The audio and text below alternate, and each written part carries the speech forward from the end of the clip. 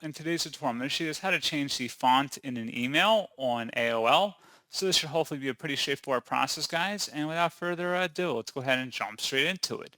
So all you have to do is in the email itself, just highlight over whatever text you want to change and then select the first icon underneath the subject line. This is font.